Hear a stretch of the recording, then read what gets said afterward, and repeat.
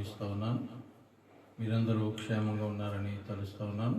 దేవుడు మనందరినీ క్షేమకరమైన స్థితిలో ఉంచి ఆరాధనలో పాలుపంపులు పొందే కృపిచ్చినందుకు దేవునికి వందనాలు చెల్లిస్తున్నాను. దేవుని యొక్క ఆరాధనలోకి మనం వెళ్దాం, ప్రార్థన చేసుకుందాం. మా పరిశుద్ధుడు ఘనమైన తండ్రి, నీ పరిశుద్ధ పాదాలకు లెక్కలేనని స్తుతులు. నిన్న నేడు నిరంతరము ఏకరీతిగా ఉన్న దేవా, మాట్లాడే దేవా, మహింగల దేవా, సజీవుడైన దేవా, నీకు వందనాలు. ఈ పునరుత్థాన ఆరాధనకు ప్రేమతో నిన్ను ఆహ్వానిస్తున్నాం. అధిపతివై, కాపరివై, నాయకుడివై, బోధకుడివై మీరు మా మధ్య నుండి నడిపించండి. నీ పరిశుద్ధ సన్నిధి ఇక్కడ ఉంచండి. నీ ఆత్మ సంచారం ఇక్కడ ఉంచండి. నాయనా, వారు వాళ్ళ ఇళ్ళ దగ్గర ఉండి ప్రస్తుత పరిస్థితులను బట్టి ఈ ఆరాధనలో పాలు పంపులు పొందుతున్న ప్రతి బిడ్డను, ఈ ఆరాధనను తిలకిస్తున్న ప్రతి బిడ్డను మీరే దీవించమని, దర్శించమని, నేను మేము పాడే పాటల్లోనూ, స్తుతి ఆరాధనలోను, వాక్య ధ్యానంలోను, సమస్తంలోనూ మీరే ఉండి మీ నామమునకే మహిమ తెచ్చుకోమని, పరిశుద్ధాత్మ దేవుడా సహాయం చేయమని యేసే నామంలోనే ప్రార్థిస్తున్నాము తండ్రి, ఆమేన్. ఒక పాట పాడుకుందాం. అత్యంత సుందరుండును ఎల్లారి కాంక్షణీయుడు దేవాది దేవుడైన మా కల్వారి యేసునాథుడు. కల్వారి నాథుడా నన్ను జయించితి, రక్షింపమృతుడైన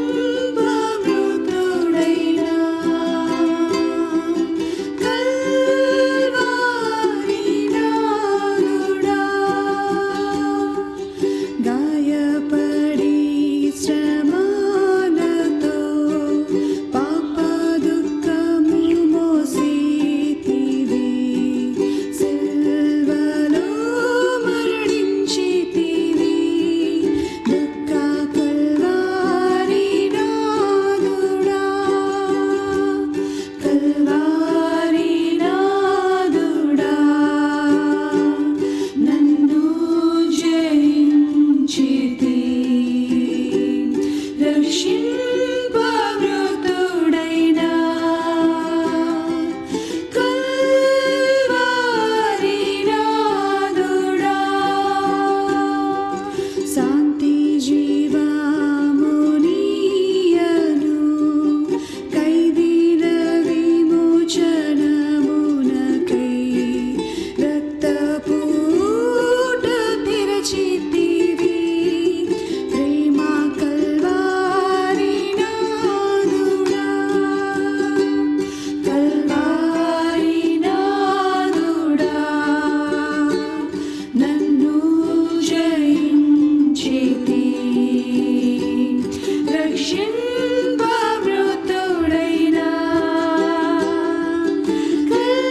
కల్వారి నాథుడా. స్ఫటిక సముద్ర తీరమున నీ ప్రేమయందు ముందుచు, నీ వలెనుందు నిత్యము. మహిమ కల్వారి నాథుడా, కల్వారి నాథుడా నన్ను జయించితి, రక్షింపమృతుడైన కల్వారి నాథుడా.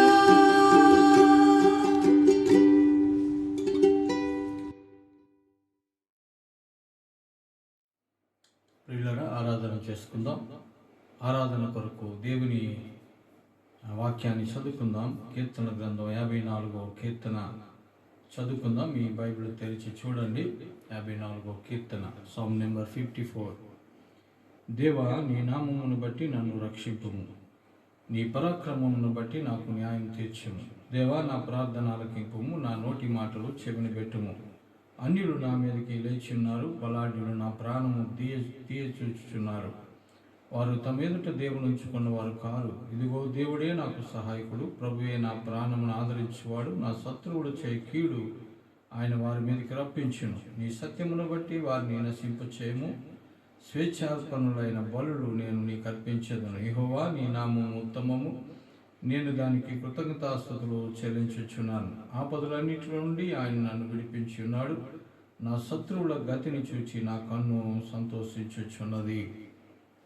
దావీదు భక్తుడు దేవుని కృపను బట్టి సౌలు తరుముతా ఉన్న ప్రాణాలు రక్షించుకుంటూ ఇక్కడ అక్కడ దాక్కుంటూ దేవుని కృపను రక్షణను జ్ఞాపకం చేసుకుంటూ రచించినటువంటి కీర్తన ఇది. దేవుడే నాకు సహాయకుడు, ప్రభువే నా ప్రాణమును ఆదరించేవాడు. నా శత్రువుడు చే కీడు ఆయన వారి మీదకి రప్పించునని ఇక్కడ భక్తుడు చెప్తా ఉన్నాడు. స్వేచ్ఛార్పణులైన బలులు నేను నీకు అర్పించేస్తాను ప్రభు అని. యెహోవా నీ నామం ఉత్తమము, నేను దానికి కృతజ్ఞతాస్తుతులు చెల్లించుచున్నానని, ఆపదలన్నిటిలో నుండి ఆయన నన్ను విడిపించి ఉన్నాడని దేవుణ్ణి స్తుతిస్తూ ఉన్నాడు. మనకున్న సమస్యలు, కష్టాలు, ఇరుకులు, ఇబ్బందులు, బలహీనతలు ఇవన్నిటి నుండి రక్షిస్తున్నా, తప్పిస్తున్నా, విడిపిస్తున్నా దేవదేవునికి కృతజ్ఞతాస్తుతులు చెల్లిద్దాం. దావీదు చాలా దేవునికి ఇష్టడు. ఎందుకయ్యాడంటే ఆయన ప్రతి విషయంలో దేవునికి కృతజ్ఞతాస్తుతులు చెల్లించేవాడు. ప్రతి సందర్భాన్ని బట్టి ఒక కీర్తన రాసుకొని దాన్ని బాణి కట్టి పాడుకునేవాడు. కనుక దావీదు దేవునికి ఇష్టడయ్యాడు. దావీదు చెప్తాడు, ప్రభువా నీ న్యాయ విధులను బట్టి దినమునకు 7 మార్లు నిన్ను స్తుతిస్తానంటాడు. 7 అనేది సంపూర్ణ సంఖ్య. ప్రతి క్షణం, ప్రతి సమయం ప్రభుని స్తుతించదగినదే. కాబట్టి ప్రభుని ఆరాధన చేద్దాం. మనం కూడా దేవునికి ఇష్టమైన పని, దేవుడికి నచ్చే పని, దేవుడు మెచ్చే పని ఆరాధించటం కనుక హృదయపూర్వకమైన ఆరాధన చేద్దాం. ఈ భయంకరమైన పరిస్థితుల్లో, లోకమంతా విపత్కరమైన పరిస్థితుల్లో ఉన్న పరిస్థితుల్లో మనము క్షేమంగా, సంతోషంగా ప్రభు సన్నిధిలో ఉన్నామంటే అది దేవుని కృప. దేవుడు మనకిచ్చిన ఈ క్షేమ స్థితిని బట్టి ప్రభుని స్తుతిద్దాం, ఆరాధన చేద్దాం, గణపరచుదాం, మైపరచుదాం. మీరు కళ్ళు మూసుకోండి. కొద్ది నిమిషాలు మీ ధ్యానం అంతా, మీ ఆలోచనని దేవుని వైపు కేంద్రీకరించండి. కొద్ది నిమిషాలు ఆయన వైపు చూద్దాం, ఆయన ఆరాధన చేద్దాం, ఆయన గణపరచుదాం. దేవుడు మన పట్ల చూపిస్తున్న ప్రేమను, ఆయన యొక్క దయను, కనికరాన్ని జ్ఞాపకం చేసుకుంటూ, మన పట్ల ఆయన చేస్తున్న ప్రతి మేలు ఉపకారాన్ని జ్ఞాపకం చేసుకుంటూ, ఇస్తున్న ఈవులన్నిటిని జ్ఞాపకం చేసుకుంటూ హృదయపూర్వకమైన ఆరాధన చేద్దాం. నా యేసయ్య నీకు స్తోత్రమా చెప్దాం, స్తుతులని చెప్దాం. మహిమ ప్రభావాలు దేవదేవునికి ఆరోపిద్దాం, ఘనత ప్రభావాలు దేవునికి ఆరోపిద్దాం, జీవఫలాన్ని దేవునికి ఇద్దాం. దేవుడు మనకిచ్చిన ఈ పెదవులు, ఈ నాలుక, ఈ కంఠము, ఈ హృదయము అంతటితో ప్రభుని ఆరాధన చేద్దాం. దేవుడిచ్చిన అవయవాన్ని దేవుని మహిమ కొరకు వాడుదాం. దేవునికి స్వేచ్ఛార్పణలు చెల్లిద్దాం. స్తుతులతో, స్తోత్రాలతో బలులు చెల్లిద్దాం. నా యేసయ్య నీకు స్తోత్రమని చెప్దాం, స్తుతులని చెప్దాం. హల్లెలూయా, హల్లెలూయా, హల్లెలూయా. ఆరాధనీయుడా, చాలిన దేవుడా, గొప్ప దేవుడా, అద్వితీయుడా, సత్యదేవుడా, మొదటివాడ, కడపటివాడ, మృతుడై తిరిగి లేచినవాడ, మృత్యుంజయుడా, యుగయుగములు జీవించుచున్న దేవుడు, అల్ఫా ఒమేగా, ఆది అంతమైన యేసయ్య, అద్వితీయ సత్యదేవుడా, నీకే స్తోత్రము నాయన. నీకు స్తోత్రము, స్తోత్రము, స్తోత్రము నాయన. కృప కలిగిన దేవ, అత్యంత కృప, కనికరం, దీర్ఘశాంతం, దయాలత్వం కలిగిన యేసయ్య, 1000 తరముల వరకు కృప చూపేసయ్య. మా పాపముల అపరాధములు క్షమించేసయ్యా. క్షమించుటకు సిద్ధమైన మనస్సు గలేసయ్యా. ఆపత్కాలంలో నమ్ముకొనదగిన సహాయకుడుగానే యేసయ్యా. ఆరాధనకు యోగ్యుడు, అర్హుడు, పూజ్యుడు, అది కూడా అన్ని నామముల కంటే పైనామం కలిగిన యేసయ్యా. నిన్ను స్తుతిస్తున్నాం, నిన్ను ఘనపరుస్తున్నాం, నిన్ను మహింపరుస్తున్నాం, నీ నామాన్ని పైకెత్తున్నాం. తండ్రి నీకు కోట్ల కోట్ల కోట్ల స్తుతులు చెల్లిస్తున్నాం నాయన. Thank you lord, thank you lord. Thank you, Jesus. Thank you, Jesus. Thank you, Lord. Hallelujah, hallelujah, hallelujah. కృపామయుడా, దయమయుడా, కనికరము కలిగిన దేవుడా, నీకు స్తోత్రము నాయన. స్తుతులు నాయన, స్తుతులు నాయన. దేవాది దేవుడివైన నీవు మా కొరకు దాసుడుగా, రిక్తుడుగా, మానవుడుగా శిలువ మరణం పొందినంతగా తగ్గించుకొని ఈ లోకానికి వచ్చావు నాయన. మా అతిక్రమ క్రియలు బట్టి నువ్వు గాయపరచబడ్డావు, నలగొట్టబడ్డావు, హింసించబడ్డావు. మా సమాధానార్థమైన శిక్ష నీ మీద వేసుకున్నావు. మా కుమారుగా మా పాపముల కొరకు శిలువ మీద బలైపోయావు. నువ్వు చేసిన గొప్ప త్యాగాన్ని బట్టి, బలియాగాన్ని బట్టి నీకే స్తుతులు చెల్లిస్తున్నాం నాయన. Thank you lord, thank you lord, thank you lord, thank you lord, thank you lord, thank you lord. దీన స్థితి అందునా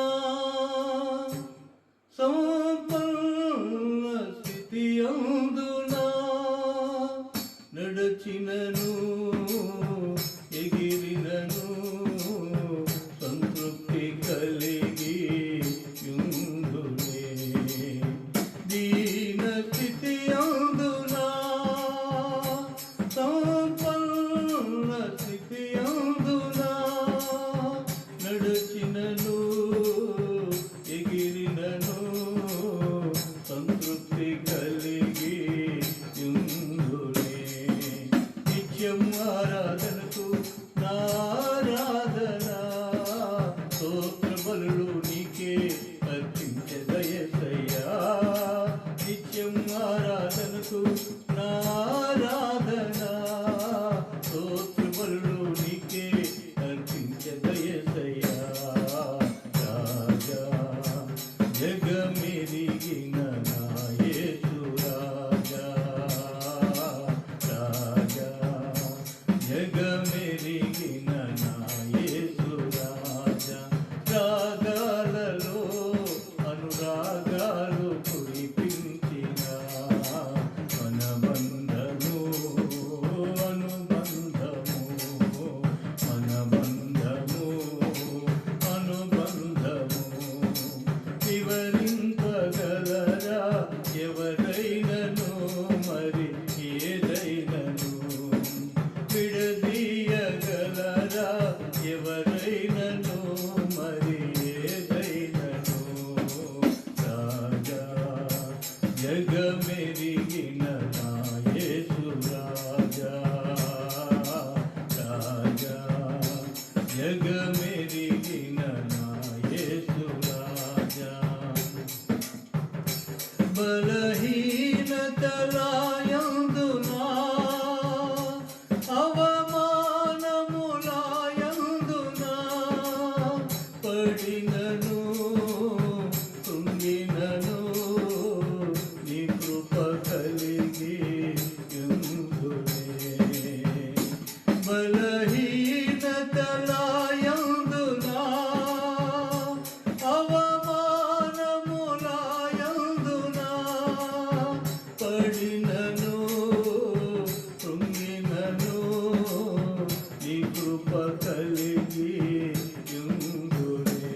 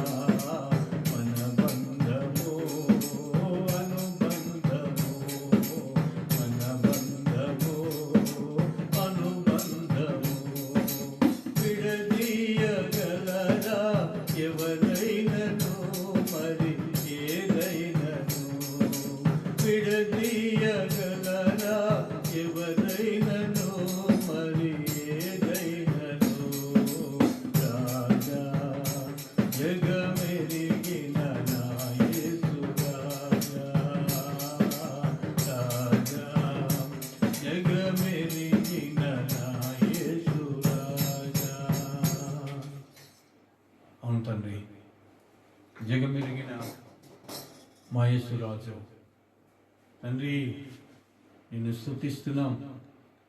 రాజువు, మా ప్రభువు, మా దేవుడు, మా రక్షకుడు, నాయన మా స్నేహితుడు, మా కాపరివి, మా నాయకుడు, నావికుడు, మా యజమానివి ప్రభువా. నీవి మా సర్వం సమస్తానివి ప్రభువా. నాయన ఏ స్థితిలో ఉన్నా, దీన స్థితిలో, సంపన్న స్థితిలో తండ్రి, నాయన బలహీనతలందు, అవమానములందు కూడా సమస్త పరిస్థితుల్లో ప్రభువా సంతృప్తి కలిగి, నీ కృప కలిగి బ్రతకడానికి సహాయం చేయి ప్రభువా. నీ ఉంటే మాకు చాలు నాయన. నీ సన్నిధి మాకెంతో మేలు ప్రభువా. నీ కృప మాకు తోడుగా ఉంచండి నాయన.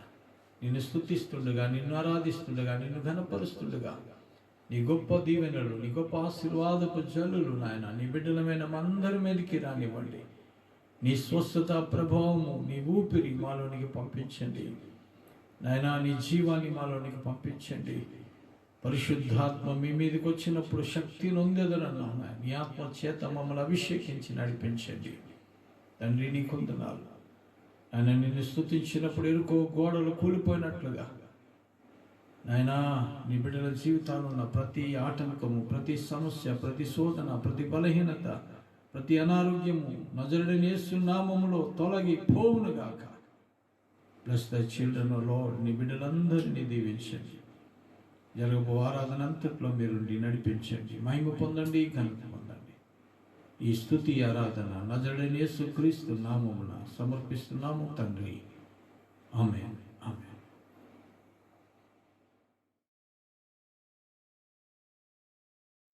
ప్రియులారా, దేవుని వాక్యాన్ని కొద్ది నిమిషాలు మనం ధ్యానం చేసుకుందాం. మీరున్న చోటనే శ్రద్ధగా భయంతో భక్తితో కూర్చొని బైబిల్లో చేత పట్టుకొని నాతో కలిసి దేవుని వాక్యాన్ని చదవండి. దేవుని వాక్యాన్ని వింటున్నప్పుడు నిర్లక్ష్యంగా కాకుండా శ్రద్ధగా వినండి. దేవుడు మిమ్మల్ని దీవిస్తాడు. దేవుని వాక్యం చదువుకుందాం. నిర్గమకాండం 3వ అధ్యాయం 10వ వచనం నుండి కొన్ని మాటలు నేను చదువుతాను, మీరు శ్రద్ధగా వినండి. కాగా రమ్ము, నిన్ను ఫరో యొద్దకు పంపేదను. ఇశ్రాయేలైన నా ప్రజలు నీ ఐగుప్తులో నుండి తోడుకొని పోవాలను. అందుకు మోసే, నేను ఫరో యొద్దకు వెళ్ళుటకును ఇశ్రాయేలులను ఐగుప్తులో నుండి తోడుకొని పోవుటకును ఎంతటి వాడనని దేవునితో అనగా, ఆయన నిశ్చయముగా నేను నీకు తోడైందును, నేను నిన్ను పంపితినంటకు ఇది నీకు సూచన. నీవు ఈ ప్రజలను ఐగుప్తులో నుండి తోడుకొని వచ్చిన తర్వాత మీరు ఈ పర్వతం మీద దేవుని సేవించెదరనెను. మోసే చిత్తగించెము, నేను ఇశ్రాయేలు యొద్దకు వెళ్ళి వారిని చూచి మీ పితరుల దేవుడు మీ యొద్దకు నన్ను పంపినని వారితో చెప్పగా,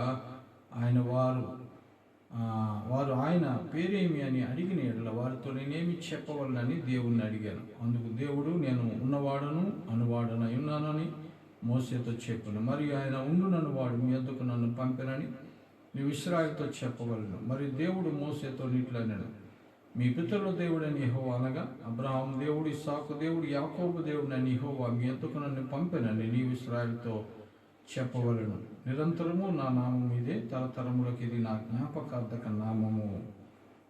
చిన్న మాట ప్రార్థన చేద్దాం. ప్రభువా, నీ వందనాలు. ఇంతవరకు మీరు మాతో ఉన్నారు. పాటల ద్వారా, స్తుతి ఆరాధన ద్వారా మహిమ తెచ్చుకున్నారు. చదవబడిన లేఖనాన్ని బట్టి కూడా మీరు మహిమ తెచ్చుకున్నారు. ఈ లేఖనాన్ని మీరు దీవించండి, విరిచి పంచిపెట్టండి. మీరు మాట్లాడితే బ్రతుకుతామయ్యా, మీరు మాట్లాడి బ్రతికించండి తండ్రి. నిష్ప్రయోజకుడిని వట్టివాడిని, రిక్తుడిగా నీ పాదాలు చెందుతున్నాను. నన్ను కేవలం నీ నోటి పూరగా మార్చుకొని మీరే మాట్లాడుకొని మహిమ తెచ్చుకోమని పరిశుద్ధాత్మ దేవుడా సహాయం చేయమని నీ నామాన్ని బహుగా ఇచ్చిస్తూ నీ పాదాల మట్టుకు తగ్గించుకుంటూ యేసే నామములోనే ప్రార్థిస్తున్నాము తండ్రి. ఆమేన్.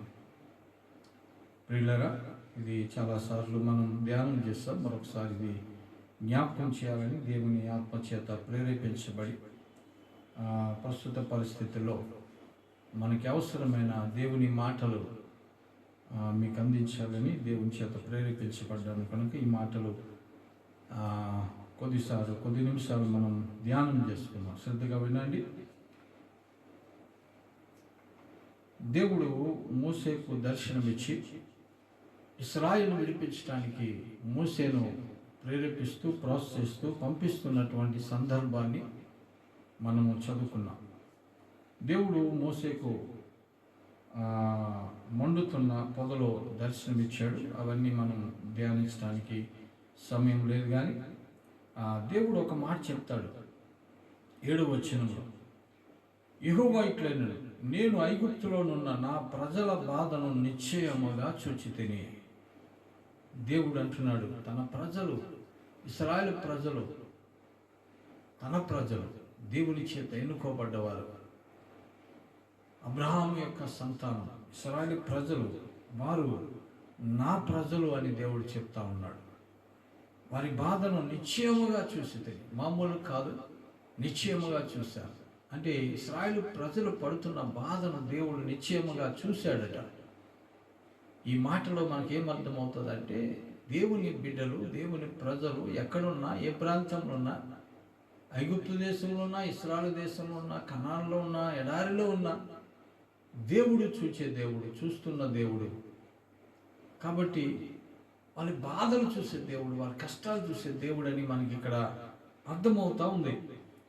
తర్వాత ఆయన చెప్తున్నాడు, పన్నులలో తమ్మును కష్టపెట్టు వారిని బట్టి వారు పెట్టిన మొరను వింటిని, వారి దుఃఖములు నాకు తెలిసే ఉన్నాయి అంటున్నాడు. వాళ్ళు పడుతున్న శ్రమ, వారి బాధ, వారి కష్టము, ఐగుప్తీయులు ఇశ్రాయేలు ప్రజలకు పెడుతున్నటువంటి కష్టాలు, వెట్టి చాకరి, ఆ బానిసత్వము, ఇవన్నీ దేవుడు చూశాడు. చూసి అంటున్నాడు, వారి మొరను నేను విన్నాను అంటాడు. వారు కష్టములో, బాధలో, దుఃఖములో వారు దేవుడికి మొరపెడుతున్నప్పుడు, దేవా ఏంటి మా పరిస్థితి, ఈ కష్టాలేంటి, ఈ బాధలేంటి, ఈ వెట్టి చాకరేంటి, మేము నీ బిడ్డలము కదా, మాకు ఈ శ్రమలేంటి నాయనా, మమ్మల్ని విడిపించవా, ఈ శ్రమ నుంచి తప్పించవా అని వారు మొరపెడుతూ ఉన్నప్పుడు దేవుడు అంటున్నాడు, వారి మొరలు నేను విన్నాను, వారి దుఃఖము నాకు తెలిసే ఉన్నది అంటున్నాడు. వారి కష్టము, వారి బాధ నేను చూశాను, నాకు తెలుసు, ఆ కష్టం ఏంటో నాకు తెలుసు అని చెప్తున్నాడు. ఏమండి, ఆ కిందకంటాడు, ఆ దేశంలో నుండి, ఏమండి, కాబట్టి ఐగుప్తుల చేతుల నుండి వారిని విడిపించుటకు ఆ దేశంలో నుండి విశాలమైన మంచి దేశంలో, కనగా కనానీయులు, హిత్తీలు, అమోరీలు, పెరిజీలు, హివ్వీలు, యెబూషీలు నివాసస్థానమైన పాలు తేలులు ప్రవహించు దేశమునకు వారిని నడిపించుటకు దిగి వచ్చి ఉన్నాను అంటాడు. ఈ బానిసత్వంలోంచి, కష్టాల్లోంచి, పరాయి దేశంలోంచి వారిని విడిపించి వాగ్దాత దేశంలోనికి, పాలు తేలులు ప్రవహించు దేశంలోనికి వారిని నడిపించడానికి నేను వచ్చాను అని చెప్తాడు. దేవుడు మనలను, మన కష్టాలను చూసే దేవుడు, మన బాధలను అర్థం చేసుకునే దేవుడు, మన ప్రార్థన వినే దేవుడు. అంతేకాదు, ఆయన విడిపించడానికి వచ్చే దేవుడు. మామూలు విడిపించి వదిలేడు, కానీ ఒక కష్టమైన పరిస్థితి నుంచి, విపత్కరమైన స్థితి నుంచి, చాలా దీన స్థితిలోంచి ఒక ఉన్నతమైన స్థితికి నడిపించే దేవుడు. బానిసత్వంలో, ఐగుప్తులో బానిసత్వంలోని ఇశ్రాయేలు ప్రజల్ని పాలు తేనెలు ప్రవహించే కనాను దేశంలోకి తీసుకెళ్ళడానికి దేవుడు ఇష్టపడతా ఉన్నాడు. నీ కష్టాల నుంచి విడిపించడమే కాదు, నీ శ్రమ నుంచి తప్పించడమే కాదు, నీ వ్యాధి బాధ నుంచి విడిపించడమే కాదు, కానీ ఇంకా శ్రేష్టమైన, ఆనందకరమైన, సంతోషకరమైన స్థితిలోనికి, పరిస్థితుల్లోనికి నేను తీసుకెళ్తానని దేవుడు వాగ్దానం చేస్తూ ఉన్నాడు. ఇశ్రాయేలు ప్రజల కొరకు, తన ప్రజల కొరకు చేస్తున్న వాగ్దానం మన కొరకు కూడా దేవుడు చేస్తాడు. ఎందుకంటే పక్షపాతం లేని దేవుడు. మనం కూడా ఆత్మీయ ఇశ్రాయేలుమే, మనం కూడా ఆయన బిడ్డలమే కనుక ఆయన మన కష్టాలు, మన బాధలు, మనం చేసే ప్రార్థనలు వింటాడు, చూస్తాడు. ఆయన మనం విడిపించడానికి దిగొస్తాడు. ఆయన మనలను ఇంకా శ్రేష్టమైన స్థితిలోనికి వస్తాడు. ప్రస్తుత పరిస్థితుల్లో, ఈ బాధల్లో, కష్టాల్లో, ఇంతేనా జీవితం, ఇదేనా జీవితం, ఇంకెలాంటి పరిస్థితులేనా, మా పరిస్థితులు మారవా, మా వ్యాధి బాధలు పోవా, ఈ ఆర్థిక సమస్యలు తీరవా, మా బిడ్డల జీవితాలు బాగుపడవా అనుకుంటున్నా నీవు, దేవుడు అంటున్నాడు, నిన్ను పాలు తేనెలు ప్రవహించే దేశంలోనికి, అంటే సమృద్ధి కలిగిన దేశంలోనికి నడిపించడానికి ఆయన వస్తాడు అని వాగ్దానం చేస్తూ ఉన్నాడు. ఓకే, మనం సబ్జెక్ట్లోనికి వెళ్ళిపోదాం. ఇక్కడ మోసేతో దేవుడు చెప్తున్నాడు, రా, నిన్ను ఫరో యొద్దకు పంపుతాను, ఇశ్రాయేలు ప్రజలు నీవు ఐగుప్తులోంచి తోడుకొని వెళ్ళాలి.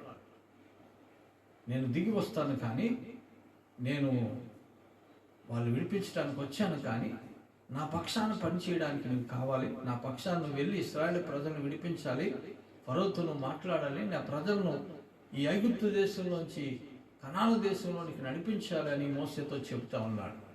మోసే చాలా భయపడ్డాడు, ఎందుకంటే మోసే అంతకుముందు ప్రయత్నం చేసి ఓడిపోయాడు,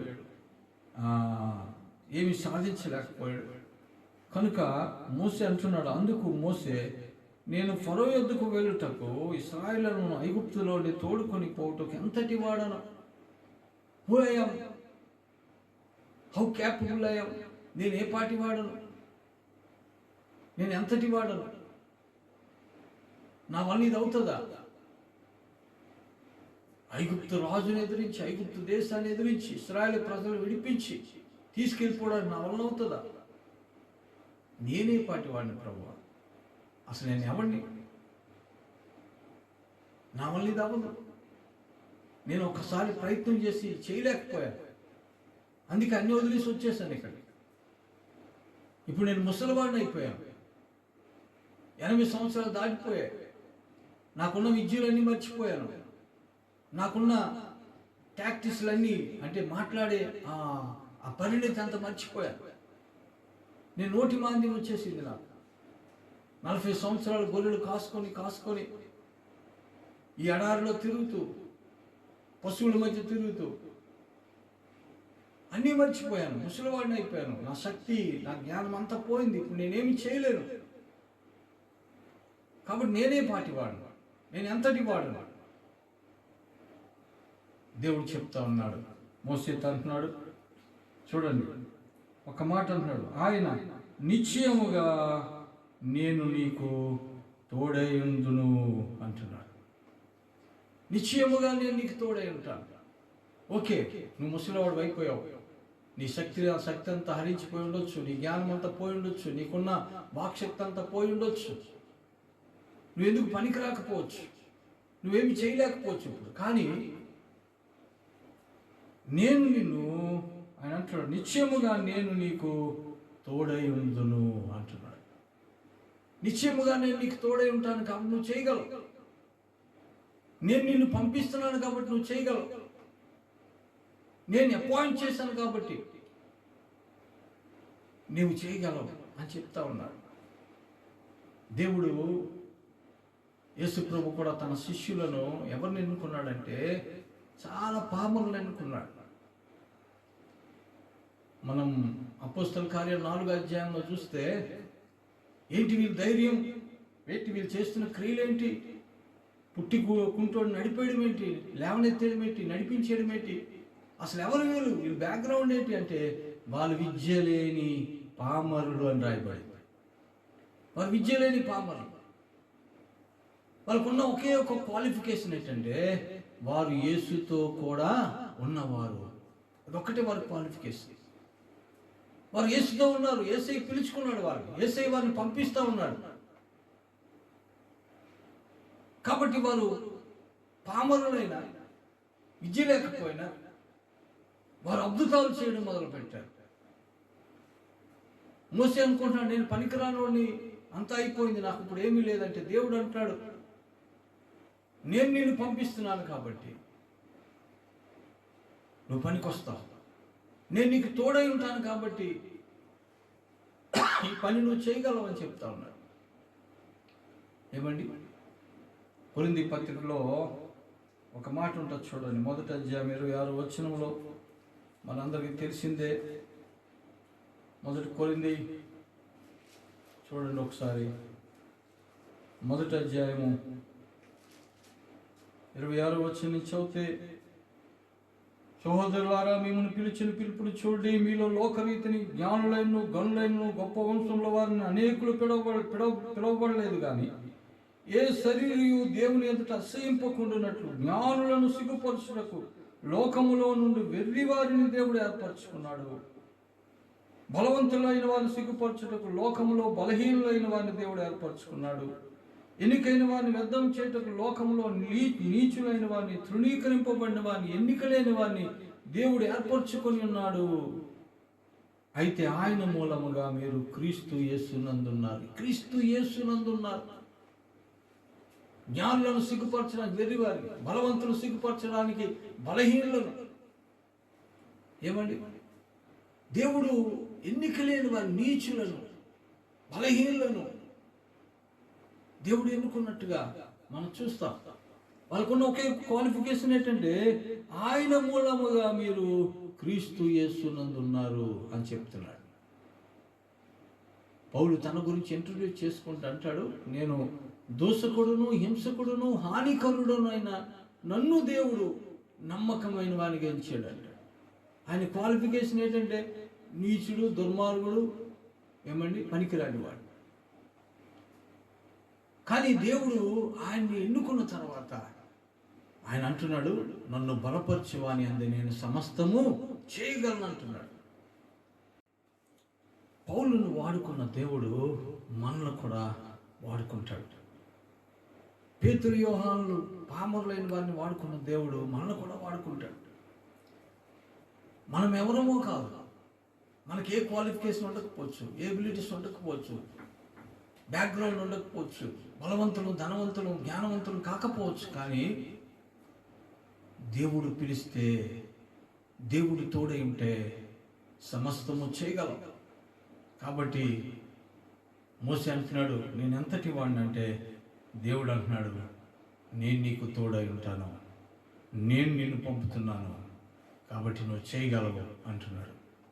మోసే రెండో క్వశ్చన్ దేవుడిని అడుగుతూ ఉన్నాడు, ఏంటంటే ఓకే సరే ప్రభువా, 13వ వచనం అంటుంది, మోసే చిత్తగించుము, నేను ఇశ్రాయేలు యొద్దకు వెళ్ళి వారిని చూచి మీ పితరుల దేవుడు మీ యొద్దకు నన్ను పంపినని వారితో చెప్పగా వారు ఆయన పేరేమని అడిగితే నేను వారితో ఏం చెప్పాలి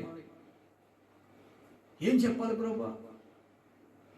సరే నన్ను పంపుతున్నావు, నేను వెళ్తాను, ఇశ్రాయేలు ప్రజల దగ్గరికి వెళ్తాను, ఒరే బాబు మిమ్మల్ని అందరూ విడిపించడానికి నేను వచ్చాను, దేవుడు నన్ను పంపించాడు అని అడిగితే వారు అడుగుతారు, ఎవరు పంపించారు, ఏ దేవుడు, ఆయన పేరేంటి? ఇంకొకలా మనం చెప్తే వాట్ ఈజ్ యువర్ నేమ్, అసలు నీ పేరేంటి ప్రభువా అడుగుతున్నాడు. ముందు నేనే పాటి వాడిని అన్నాడు, ఇప్పుడు నువ్వెవరు, నీ పేరేంటి అంటే దేవుడు కొద్దిసేపు మౌనంగా ఉండిపోయి తర్వాత చెప్తున్నాడు, నేను ఉన్నవాడను అనువాడనై ఉన్నాను, ఉండునను వాడు మీ యొద్దకు నన్ను పంపెనని నీవు ఇశ్రాయేలుతో చెప్పాలి. ఏం చెప్తావంటే నేను ఉన్నవాడను అనువాడను అని చెప్పు, ఉండునను వాడు పంపాడని చెప్పు అంటున్నాడు. ఉన్నవాడు అనువాడు, ఎవరు ఉన్నవాడు అనువాడు అంటే ఆయన ఎప్పుడు ఉంటాడు, ఆయన నిత్యుడు, స్వయంభవుడు, తనకు తానుగా ఉన్నవాడు. ఆయన పుట్టుక మరణం లేదు. కొన్ని కోట్ల సంవత్సరాల ముందుకు వెళ్ళిన ఆయన ఉంటాడు, కొన్ని కోట్ల సంవత్సరాల తర్వాత కూడా ఆయన ఉంటాడు. ఆయన ఎప్పుడు ఉండే దేవుడు. ఈ సృష్టి ఇవన్నీ లయమైపోతూ ఉంటాయి, దేవుడు మళ్ళీ సృష్టిస్తూ ఉండొచ్చు. భవిష్యత్తులో కొత్త సృష్టి, నూతన సృష్టిని దేవుడు చేస్తాడని మనం చదువుకుంటా ఉన్నాం. కానీ దేవుడు మాత్రం ఎప్పుడు ఉంటాడు, ఆయన ఉండే దేవుడు, ఉన్నవాడు. ఇంకొకలాగా మనం అర్థం చేసుకుంటే నువ్వు ఎలా కావాలంటే అలా ఉంటాడు.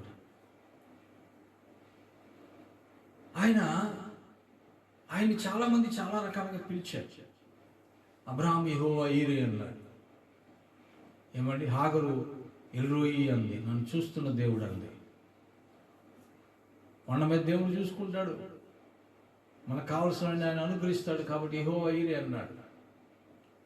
ఏమండి, దేవుడు తను తానుగా నేను సర్వశక్తి కలిగిన దేవుడిని అని చెప్పుకున్నాడు.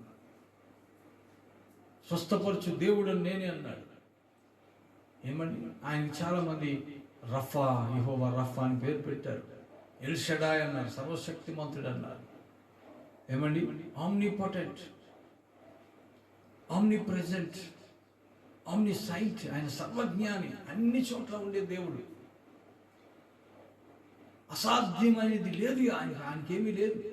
ఆయన సమస్తము చేయగలిగినటువంటి దేవుడు. అందుకే ఆయన అన్నాడు, నేను ఉన్నవాడను అంటున్నాడు.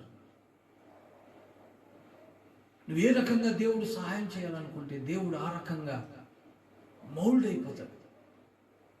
నీకు ఆరోగ్యం కావాలా, స్వస్థపరచు దేవుడిగా వస్తాడు. ఒంటరిగా ఉన్నావా, ఇమానియల్గా వస్తాడు.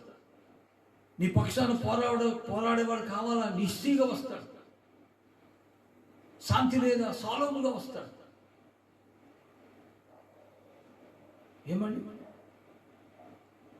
నీకు ఎలాగ కావాలంటే దేవుడు అలాగా ఉంటాడు. అందుకే ఆయనకు ఒక పేరు లేదు, ఉన్నవాడు. యెహోవా అంటే ఉన్నవాడు అని అర్థం.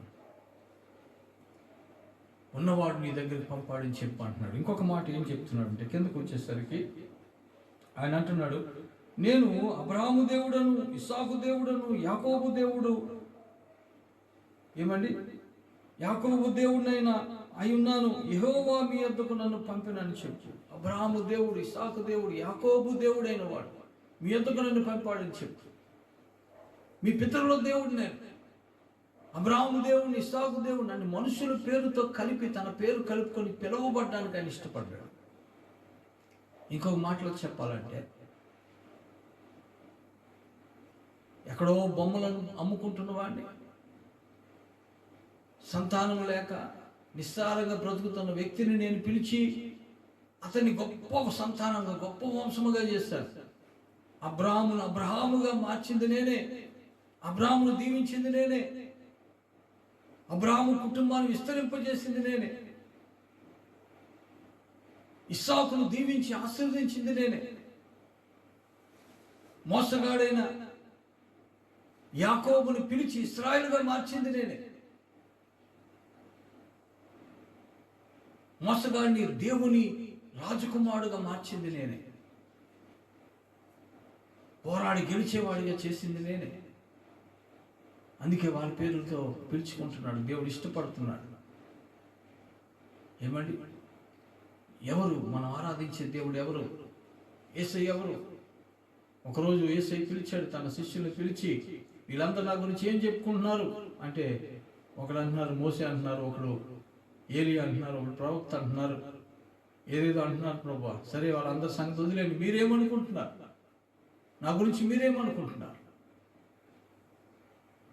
ఎవరు ఏం చెప్పట్లేదు. పేతురు మాత్రం చెప్పాడు, చక్కమని చెప్పాడు, సజీవుడైన దేవుని కుమారుడైన క్రీస్తువి అన్నాడు. దేవుడు అన్నాడు, సీమోను బర్యోనా, పరలోకమందున్న దేవుడే నీకు బయలుపరిచాడు, మనుషులు ఎవరు కాదు. యేసు ప్రభు ఎవరు అన్న రెవల్యూషన్ పేతురుకు వచ్చింది. యేసు ప్రభు ఎవరు అన్న సత్యం పేతురుకు తెలిసింది. కనుక అంటున్నాడు, యో నీ మీద నా సంఘాన్ని కడతాను, నీ విశ్వాసం మీద నా సంఘాన్ని కడతాను, ఆ ప్రత్యక్షత మీద నా సంఘాన్ని కడతాను. యేసు ప్రభు ఎవరు అనుకుంటున్నారు? నీ పేరేటయ్యా అంటే, ఆయన అద్భుతాలు చేసే దేవుడు, ఆశ్చర్యకార్యాలు చేసే దేవుడు, అసాధ్యములు ఆనందించే దేవుడు, సర్వ సృష్టిని సృష్టించిన దేవుడు. ఎవరైనా ఒకసారి చూద్దామా? కొలస్సీ పత్రికలో మనందరికీ తెలుసు యేసు ప్రభు గురించి వివరణ అక్కడ ఉంటుంది. కొలస్సీ పత్రిక 1వ అధ్యాయం ఏమండి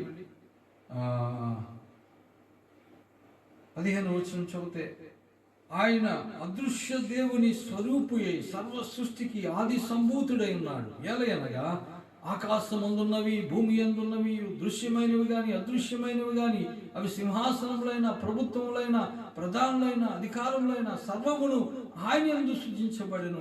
సర్వమును ఆయన ద్వారాను ఆయనను బట్టి సృజించబడెను. ఆయన అన్నిటికంటే ముందుగా ఉన్నవాడు, ఆయనే సమస్తమునకు ఆధారభూతుడు. He is the source of total universe. ఈ సర్వ సృష్టికి ఆయనే ఆది సంభూతుడు, ఆయనే ఆధారం. ఆయనలోని ఇవన్నీ ఉన్నాయి. ఆయన ఏదండి అక్కడ రాయబడింది, ఆయన అదృశ్య దేవుని స్వరూపి.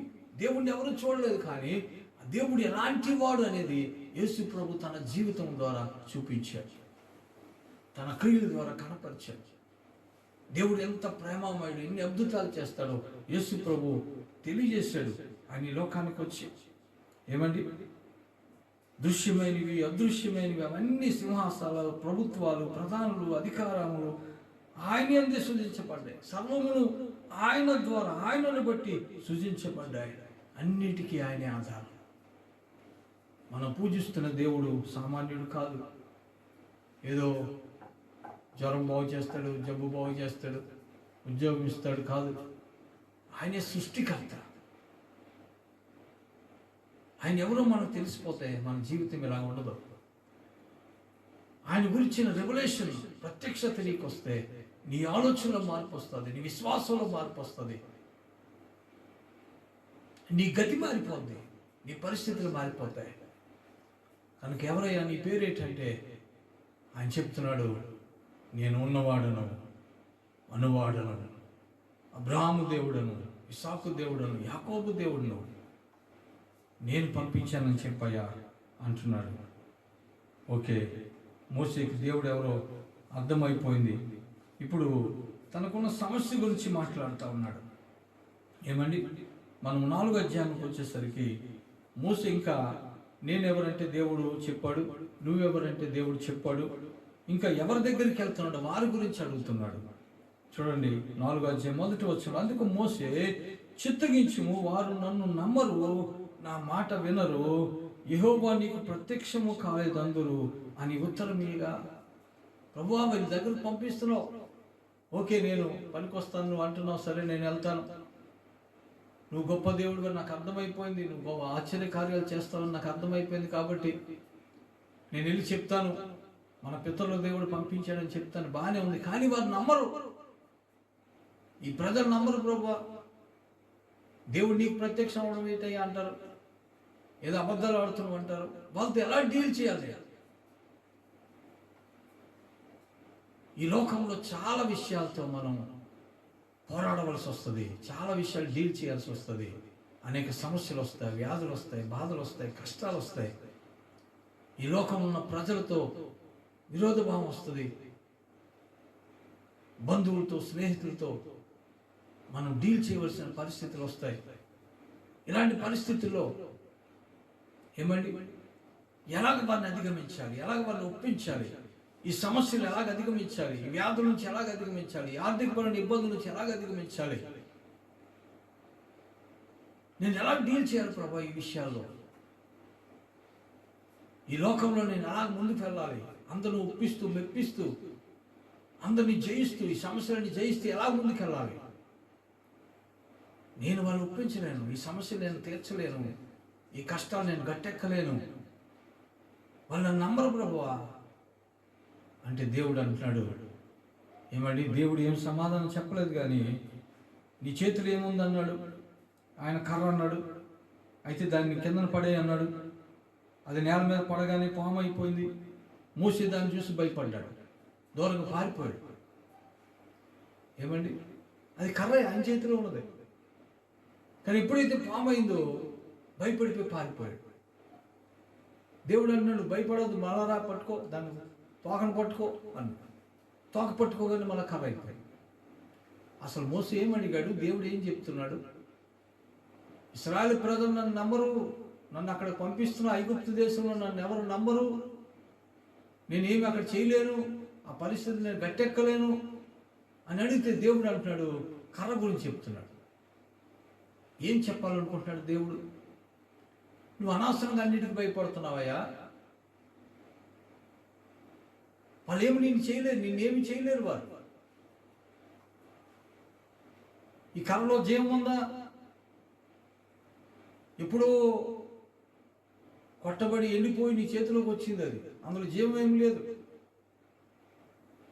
ఎండిపోయి జీవం లేని దానికి జీవం ఇవ్వగలిగిన దేవుడు నేను అని చెప్తున్నాడు ఆయన. అంతేకాదు, ఆ జీవాన్ని తిరిగి నిర్జీవంగా మార్చగలిగిన దేవుడు నేనే అని చెప్తున్నాడు. ఈ ప్రజల గురించి నువ్వు ఎందుకు భయపడతావు?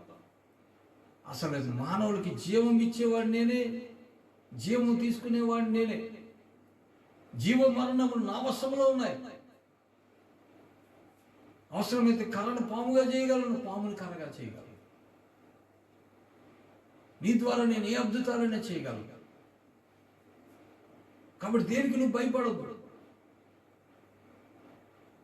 ఏ సమస్యకి నువ్వు భయపడవద్దు, ఏ వ్యాధికి నువ్వు భయపడవద్దు, ఎటువంటి శత్రువులైనా బలవంతులైన నువ్వు భయపడవద్దు, నీ పక్షాన్ని నేను ఉంటాను.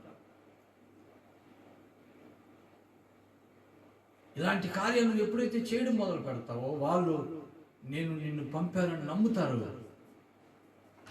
అని చెప్పాడు దేవుడు. హల్లెలూయా. కాబట్టి మోసే దేవుని చేత ప్రేరేపించబడి తనకున్న డౌట్స్ అన్ని, తనకున్నటువంటి అనుమానాలన్నీ నివృత్తి చేసుకున్నాడు. దేవుడు అతన్ని బలపరిచాడు. నేను పనికిరాని అంటే నువ్వు పనికొస్తావని నిరూపించాడు. నువ్వెవరు అంటే నేను ఎవరినో అన్న సంగతి దేవుడు మోసేకు బయలుపరిచాడు. అబ్రహాం జీవితంలో ఎలాంటి కార్యాలు చేశాడు, ఇస్సాకును ఎలా దీవించాడు, యాకోబుని ఎలా మార్చాడు, నేను ఉన్నవాడు నన్నువాడు అంటే ఎలాంటి కార్యాలు చేయగలను దేవుడు చెప్పాడు. నువ్వే పని మీద వెళ్తున్నావో ఆ పనికి ఏ ఆటంకాలు వస్తాయో అవన్నీ నేను అధిగమించేటట్టుగా నేను చేయగలను, అవన్నిటిని జయించేటట్టుగా చేయగలనని మోసేకు దేవుడు బలపరిచి, స్ట్రెంగ్తన్ చేసి, ధైర్యపరిచి, ఆయన అనుమానాలన్నీ నివృత్తి చేసి పంపించాడు. తర్వాత మోసే ఐగుప్తుని ఒక్కడు ఏమండి ఆ ఎండిపోయిన కర్ర పట్టుకొని ఐగుప్తు దేశాన్ని గడగడలాడించాడు. ఫరోని, ఐగుప్తు దేశం అంటే ఆ దినాల్లో ప్రపంచాన్ని గడగడలాడించిన దేశం.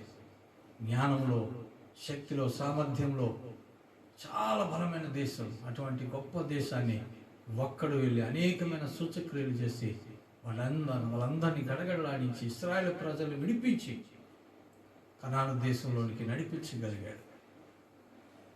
కాబట్టి దేవుడు చూస్తున్నాడు, ఆయన మన బాధలు వింటున్నాడు, మన మొలలు వింటున్నాడు. నిశ్చయముగా ఆయన విడిపించడానికి వస్తాడు. ఈ స్థితిలోంచి, ప్రస్తుతం ఉన్న స్థితిలోంచి ఇంకా మంచి స్థితిలోని, పాలు తేళ్లు ప్రవహించే స్థితిలోనికి దేవుడు మనలను నడిపిస్తాడు. మోసేను బలపరిచిన దేవుడు మనల్ని కూడా బలపరుస్తూ ఉన్నాడు. మోసేతో మాట్లాడిన దేవుడు మనతో కూడా ఈ ఉదయకాలం మాట్లాడుతూ ఉన్నాడు. కాబట్టి ధైర్యంగా ఉండండి. దేవుడు మనకు తోడుగా ఉన్నాడు. ఆయన మనల్ని నియమించుకున్నాడు, ఆయన మనల్ని పిలుచుకున్నాడు. కాబట్టి మన బాధ్యత అయింది, మన పక్షాన కార్యాలు చేసే బాధ్యత అయింది, మనల్ని బలపరిచే బాధ్యత అయింది, మన నడిపించే బాధ్యత అయింది. మన పక్షాన్ని నిలబడే దేవుడు, మన ముందుగా నడిచి మార్గాలు సరళం చేసే దేవుడు. కాబట్టి ధైర్యంగా ఉందాం, బలంగా ఉందాం. బలంగా మూసుకోండి, ప్రార్థన చేసుకుందాం. మా పరిశుద్ధుడు ఘనమైన తండ్రి, నీ కొందనాలు. ఇంతవరకు నాయన మీరు మాతో ఉన్నారు. మోసే జీవితం ద్వారా మాతో మాట్లాడారు. ఇశ్రాయేలును విడిపించడానికి దిగి వచ్చిన దేవుడు వారి బానిసత్వం నుంచి, వారి శ్రమల నుంచి, వారి కష్టాల నుంచి, వారి యొక్క నిట్టూర్పు నుంచి విడిపించడానికి వచ్చిన దేవుడు. పాలు తేనెలు ప్రవహించిన దేశంలోనికి నడిపించడానికి వచ్చాం. ఈనాడు కూడా మా పరిస్థితులను చూస్తున్నాం. నీ బిడ్డలు చేస్తున్న ఆర్తధ్వనులు వింటున్నాం, మొరలు వింటున్నాం. నిశ్చయముగా ఈ స్థితులన్నీ, పరిస్థితులన్నీ మార్చి పాలు తేనెలు ఆనందకరమైన పరిస్థితుల్లోనికి, స్థితిలోనికి మమ్మల్ని నడిపించే దేవుడు తండ్రి, నీ కొందనాలు. నీ బిడ్డలందరినీ పేరు పేరున దీవించండి, ఆస్వాదించండి. నాయన వారు చేస్తున్న పనిపాట్లో, ఉద్యోగాల్లో, వ్యాపారాల్లో, వృత్తుల్లో, చదువుల్లో, సమస్తంలో తోడే ఉండండి. నీ బిడ్డలను మీరు ప్రొటెక్ట్ చేయండి, ఏ బలహీనతలు సోకకుండా. ఈ తెగుళ్ళు, వ్యాధులు, ఈ వైరస్లు ఎవరిని సోకకుండా కాపాడండి. నీ బిడ్డల కుటుంబాన్ని భద్రపరచండి, పోషించండి, సంరక్షించండి, నడిపించండి. ఇప్పుడున్న స్థితి కంటే క్షేమకరమైన, సంతోషకరమైన, పాలు తేనెలు ప్రవహించే స్థితిలోనికి నీ బిడ్డలు నడిపించండి, దీవించండి. నీ బిడ్డల పక్షాన నుండి కార్యం చేయండి, తోడుగా ఉండండి. ఉన్నవాడు అనువాడు కనుక మాతో ఉండండి తండ్రి.